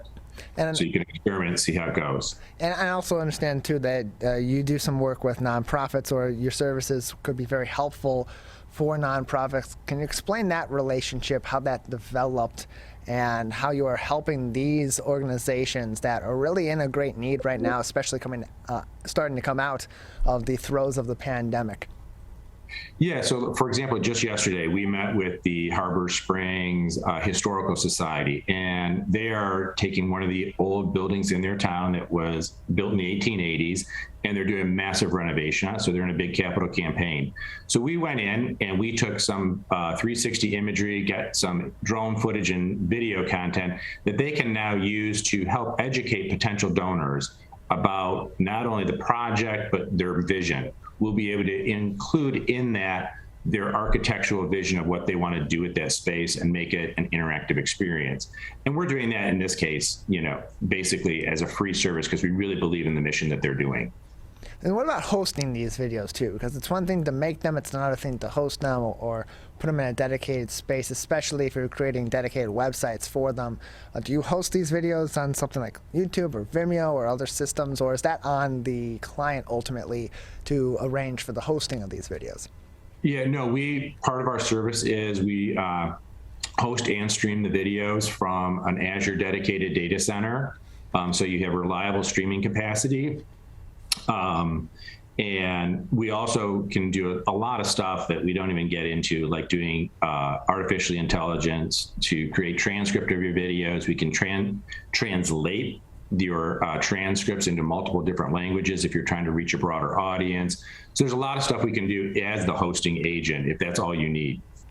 We're joined by Pete Stenger, co-founder of Togo Tiki Software Company, on the Megacast. More information on the website, togotiki.com, togotiki.com, for more information and to try their free trial of their interactive video software as well. Pete, are there any other technologies, too, that your company is working on outside of the 360 video and the interactive video softwares? Well, initially, our strategy has been to make sure that we can deploy to mobile devices, PCs, Mac devices. They're the largest base of installed things. Right now, what we're looking at the head-mounted units like an Oculus and things like that, and how we can bring content and interactivity into that space too. So that's kind of on our roadmap. That's probably our next biggest technology challenge. We're joined by Pete Stenger, co-founder of Togo Tiki Software Company, joining us on the Megacast. More information is on the website, togotiki.com. That's togotiki.com for more information. And so Pete, as we look into the future, just how more prevalent do you believe that interactive video and 360 media is going to be in the overall landscape, especially for just everyday small businesses and companies that normally aren't really dabbling into video? I think it's going to be a big game changer. If you think about like how people interact with something like TikTok, and 7 or 8 years ago, what was TikTok? Who knew? And now it's a major delivery mechanism. I think as consumers and businesses get acquainted with interactive video and the ability to immediately react to what you're seeing and change the impact, it's going to be huge.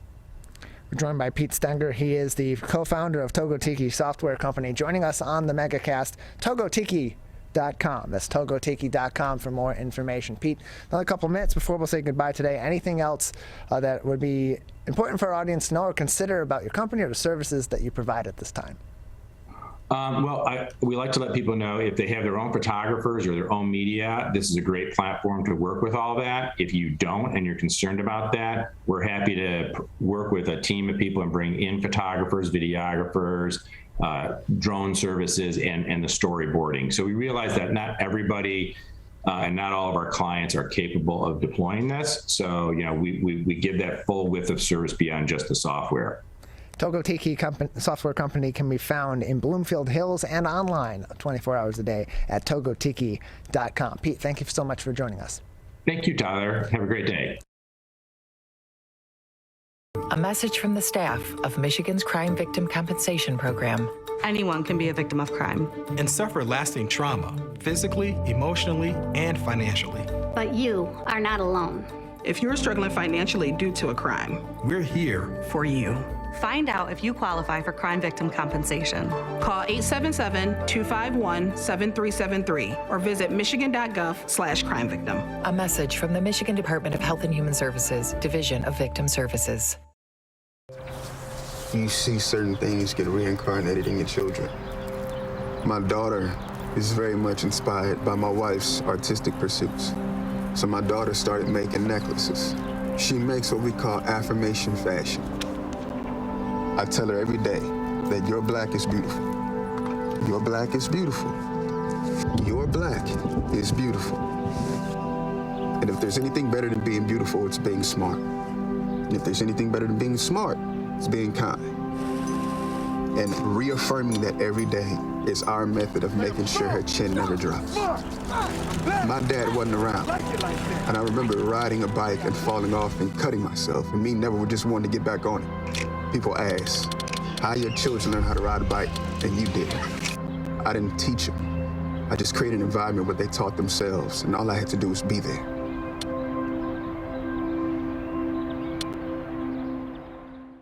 Whether you're the city, the county, or the Huron River Watershed Council. As partners, working together to protect our water resources, we agree. Pet waste is a source of harmful bacteria in the Huron River. When it's left on the ground, it can wash into the storm drains. These lead directly to our streams. No filters, no treatment. Here's one thing we know that can help keep our water clean. Pick up pet waste and trash it. Pick up pet waste and trash it. So pick up pet waste and trash it. There's one water, and it's ours to protect. Who is struggling right now? I am. My son is. Many are struggling with anxiety, depression, and substance use. Before it becomes a crisis, reach out to MyCal, the Michigan Crisis and Access Line for free confidential support 24/7. Available in the Upper Peninsula and Oakland County. Just call or text 1-844-44-MyCal or chat online at michigan.gov/MyCal. A message from the Michigan Department of Health and Human Services. Welcome back to the Michigan Megacast. I'm Tyler Keefe. To learn more about the program at civiccentertv.com/megacast, you'll also find information on our entire network of stations, including My Michigan TV. Our next guest is the Global Program Director of Kids Kicking Cancer, a nonprofit offering evidence-based martial arts therapy to kids and one of hundreds of nonprofits supported on the Share Detroit platform. Cindy Cohen joins us now on the Michigan Megacast. Cindy, thank you for being with us. Thank you, Tyler. Thank you for having me. Appreciate having you on. So first off, tell us a little bit about the background of your organization. What is Kids Kicking Cancer, and what are some of the services that it provides right here in Michigan? Sure, absolutely. So our organization, Kids Kicking Cancer, and our Hero Circle was founded right here in Metro Detroit in 1999. And it was founded with taking therapeutic martial arts and utilizing with children that were diagnosed with cancer. And our founder, Rabbi Elimelech Goldberg, really discovered the connection that children have, that mind-body connection, using the martial arts to empower and to heal and to really help them as a coping mechanism through their treatments. So we began with a pilot program at Children's Hospital of Michigan in 1999 with 10 kids, and we are now expanded throughout Michigan, the U.S., and throughout countries across the globe. We're joined by Cindy Cohen, the Global Program Director of Kids Kicking Cancer, a Share Detroit-supported charity and nonprofit, joining us on the Michigan Megacast. And so the entire basis of this program is based in martial arts therapy, as it's called on your website. So where did the decision come to have martial arts be the vehicle for this kind of therapy for children? Sure. Our founder, Rabbi Goldberg, was also a black belt in martial arts, and he was the one that first discovered, in utilizing the techniques of martial arts, he was able to really reach kids, and the kids were able to really connect with the idea of that martial arts power. So the idea of taking martial arts and turning it around from a contact sport to a therapeutic modality where kids are able to empower themselves, breathe in light, blow out darkness. They're able to defeat whatever challenges come to them. So they're not fighting other people. There's no body-body contact, no sparring. They're fighting whatever those challenges externally are for them. So maybe it's cancer, maybe it's their sibling, and maybe it's the sibling's cancer. Maybe it is, as our program grew and has included many other illnesses. We have kids with sickle cell and hemophilia and GI issues, organ transplants, pain, chronic pain issues. So our Hero Circle classes incorporate all of those. So the idea of utilizing the therapeutic martial arts skills to overcome the challenges in their lives. The kids are learning punches, kicks, blocks. They're really taking in those mind-body breathing techniques to overcome and to be able to help themselves cope through whatever, whether it be painful procedures or scary times or just uncertainty in what's happening around them. The martial arts has been a vehicle to really help empower and heal kids. We're joined by Cindy Cohen, the Global Program Director at Kids Kicking Cancer, one of hundreds of charities and nonprofits supported on the Share Detroit platform. You can find them in a couple of different places. Find them on sharedetroit.org for more information. That's sharedetroit.org. You go to their website, and there you will be able to navigate through their Find a Nonprofit to search Kids Kicking Cancer, and you'll find their website. You'll find more information. You'll find some wish lists as well to help them in many different ways. And so, Cindy, can you tell us about the Heroes Circle program? It's one of many programs offered by Kids Kicking Cancer. Can you tell us about what this specific program does for these kids that are involved? Sure. So through our Hero Circle program, our kids are able to take the therapeutic martial arts and, as I talked about, empower themselves and overcome whatever challenges are going on in their lives. But through this, as our kids become more empowered, they also become teachers. So you'll often see our kids that will be out teaching executives or teaching, might be camp counselors, it might be teaching stressed out, schools stressed out, people in life that just need help managing stress and anxiety in their own lives.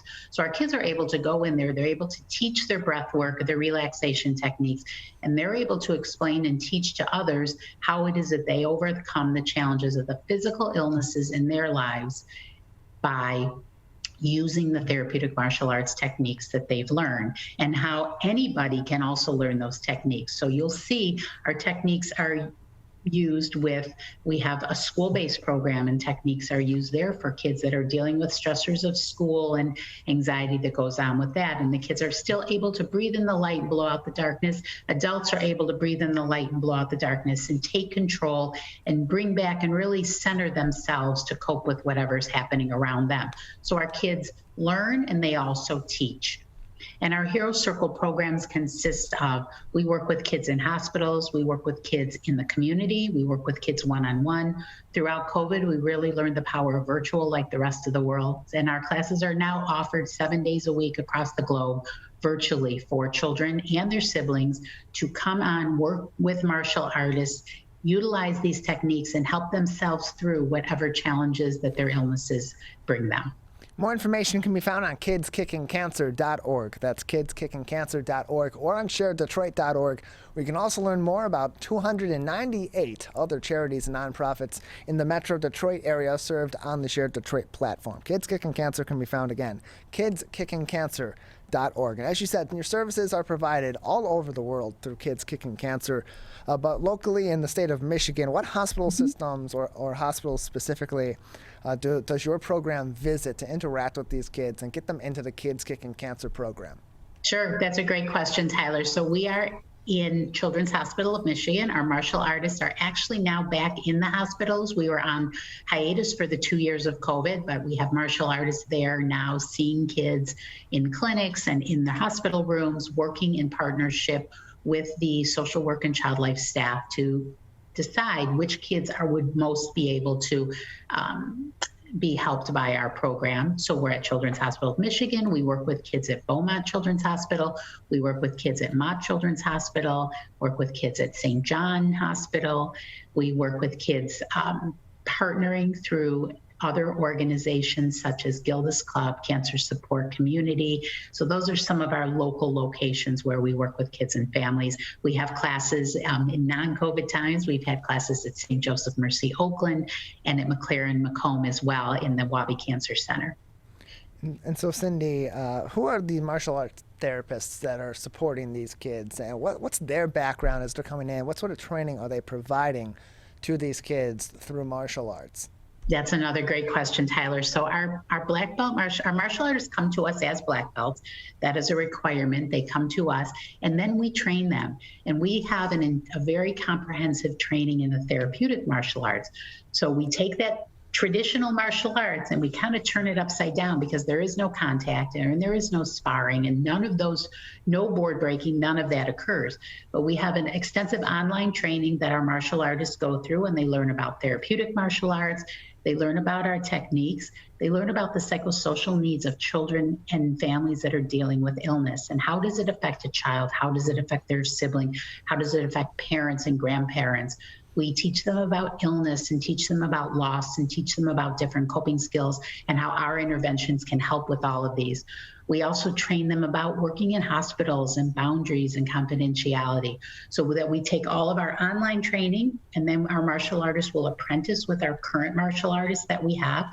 We have a chief martial arts therapist, Richard Plowden, who's been very strong in the martial arts world for, I'm going to get this wrong, Sensei Richard, but some between 30 and 40 years that he's been out there, a leader in the martial arts world. We have senior martial arts therapists that are very involved with our training as well. So the martial artists go through an online training, then they apprentice with our current martial artists, and we have different steps that they go through to be able to be checked off and make sure that they are able to successfully deliver our program as well. Once that all happens and they start teaching and we've checked them off, then if they go into hospitals, they also go through hospital orientation. So there's quite a training that goes on to work with our program. We're joined by Cindy Cohen, the Global Program Director at Kids Kicking Cancer, joining us on the Michigan Megacast. More information can be found in two different places. On sharedetroit.org, where they are one of 299 charities and nonprofits supported on the Share Detroit platform. Go to their Find a Nonprofit section and search for Kids Kicking Cancer, or go directly to their website at kidskickingcancer.org. That's kidskickingcancer.org. And Sydney, as kids are in the hospital, certainly certain hospital systems, the children's hospitals, where Kids Kicking Cancer is heavily involved, it's easy for them to go around and get kids into the program or bring kids into the program. But for others, how do they get involved in Kids Kicking Cancer if they're interested, or if their child is, for instance, maybe in a hospital system that's not directly involved in the program? Sure. Well, an easy way, you can always go to our website, kidskickingcancer.org. You will also see coming up, we're going through a branding change, and our website will actually switch to heroescircle.org, but everything will transfer over, so whichever one you go to will work. You can also email us at programs, programs, at kidskickingcancer.org, and we can get your child signed up that way. If you go to our website, there's an online registration form that can be filled out. Again, there's no cost to join our program. We do ask for a physician release only so that we can know what limitations a child might have. All of our classes and programming is adaptable. So our martial artists work with kids in wheelchairs. They work with kids that have balance issues and all kinds of challenges, and our martial artists can adapt. So once again, our website, kidskickingcancer.org, or email directly at programs@kidskickingcancer.org. We're joined by Cindy Cohen, the Global Program Director at Kids Kicking Cancer, joining us on the Megacast. That's kidskickingcancer.org. kidskickingcancer.org. And Cindy, in addition to being a global program director of this organization, you're also the author of 3 books to help children cope with parental illness or death or even their own illness. Can you tell us about some of these books and how writing these books and being involved with this journey is kind of a culmination of your career? Sure, absolutely. So my background prior to coming to Kids Kicking Cancer, and actually currently, my background is in what's called child life. So I'm a certified child life specialist. I've gone to graduate school. I am certified in that field. And what it is working with children and families and really helping cope with anything, illness, loss, those types of things that go on in a healthcare type of a journey. And throughout that time, I saw a need for books on the subject of helping a child when a parent was diagnosed with cancer. So we have a book called My Mommy's Cancer, and then another one, My Daddy's Cancer, to help a child, to help them go through what are the things that a child feels, how can, as parents, as caregivers, as teachers, as people in the child's life that are concerned, how can they help them? So those two books are related to that subject, helping prepare a child, helping a child go through and really come out, and ideally come out on the other side, still being strong and having those coping mechanisms and such. And then another book, a third book, My Daddy's Cancer, and that's related to grief and loss and the idea of a child that goes through the process of losing a parent. Though the book is really able to be used, as I've been told, the book has been selling for 20 plus years.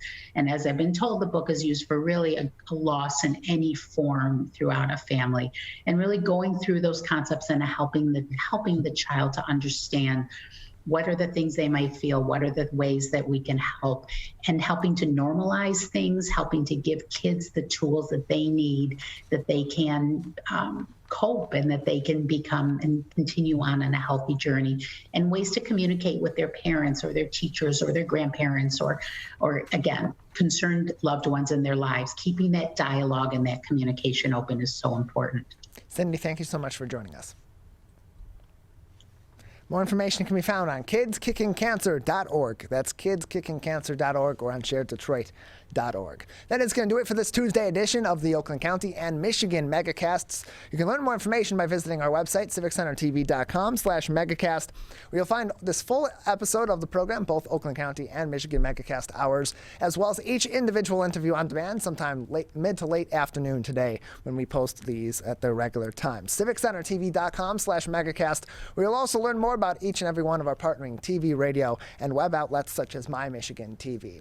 Big thank you to everyone that joined us on today's program. Cindy Cohen from Kids Kicking Cancer, Pete Stenger from Togotiki Software, Gabe Karp, an author, joining us on the program, Vik and Jennifer Alter from Diamonds Direct in Troy, as well as Tyra M. Moore from Girl Like Me, Inc. Again, all these interviews on our website, civiccentertv.com/megacast. Also encourage you to go to our coronavirus page at civiccentertv.com/local news for more information on COVID-19 from the CDC, the MDHHS, and the Oakland County Health Division. In addition, we post articles from journalistic outlets across the state of Michigan to keep you updated on headlines making news all across the Great Lakes state.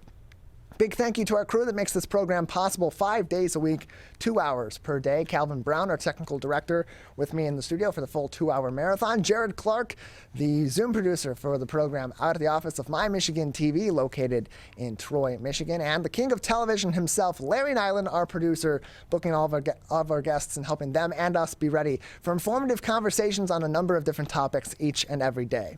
On My Michigan TV, coming up next, it's Steve Lato Live, followed by Larry and Ronnie Live. We'll return Wednesday with a new edition of the Megacast.